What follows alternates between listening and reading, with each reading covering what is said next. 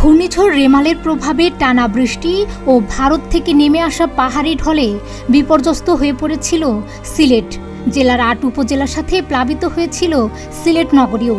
এতে পানিবন্দী হয়ে পড়ে শহরসহ এসব এলাকার কয়েক লাখ মানুষ। তবে বৃষ্টিপাত কম হওয়ায় আকস্মিক বন্যা পরিস্থিতির উন্নতি হচ্ছে। এরই মধ্যে বন্যার পানি নামতে শুরু করেছে। এদিকে পানি কমলেও দুর্ভোগ কমেনি বন্যা কবলিতদের। আমরা বর্তমানে আপনার ৪-৫ দিন ধরে আমরা পানির উপরে আছি। তো পানির উপরে আমরা অনেক ক্ষয়ক্ষতি হয়েছে। তো আগামীকালকে আমার মোবাইল অ্যাপ থেকে ফিরে আমার মোবাইলে গেছে নষ্ট। তারপরে এই যে আমরা ফালং, তারপরে আপনার ল্যাপ তুষক সব কিছু পানির তলে।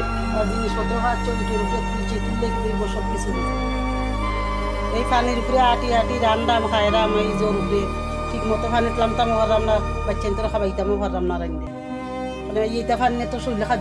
সুরমা ও কুশিয়ারা নদীর পানি বিপদসীমার উপর দিয়ে প্রবাহিত হলেও বৃষ্টিপাত কম হওয়ায় বন্যার পানি কয়েকদিনের মধ্যে নেমে যাবে বলে জানালেন সিলেট পানি উন্নয়ন বোর্ডের নির্বাহী প্রকৌশলী।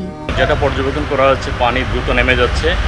আর আরেকটি ভালো বিষয় হচ্ছে, গত ২৪ ঘন্টায় চেরাপুঞ্জিতে কোনো বৃষ্টিপাত হয়নি। আর এই অবস্থা কন্টিনিউ থাকলে আগামী ৫ থেকে ৬ দিনের মধ্যে সিলেটের সমস্ত পানি নেমে যাবে এবং আমরা বন্যার কবল থেকে মুক্ত হতে পারব। আগামী কয়েকদিন জেলায় বৃষ্টির সম্ভাবনা কম রয়েছে বলে জানিয়েছেন সিলেট আবহাওয়া অফিসের এই আবহাওয়াবিদ। আবহাওয়া অফিস থেকে গত ২৪ ঘন্টায় রেকর্ডকৃত বৃষ্টিপাতের পরিমাণ হচ্ছে ৭.৪ মিলিমিটার। আমাদের যে অধিদপ্তরের পূর্বাভাস তাতে আগামী ২৪ ঘন্টা এবং ৪৮ ঘন্টা বৃষ্টির পূর্বাভাস আছে।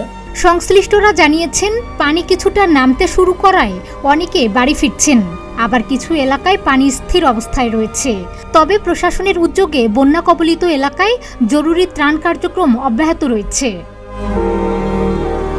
ডেস্ক রিপোর্ট, প্রতিদিনের বাংলাদেশ।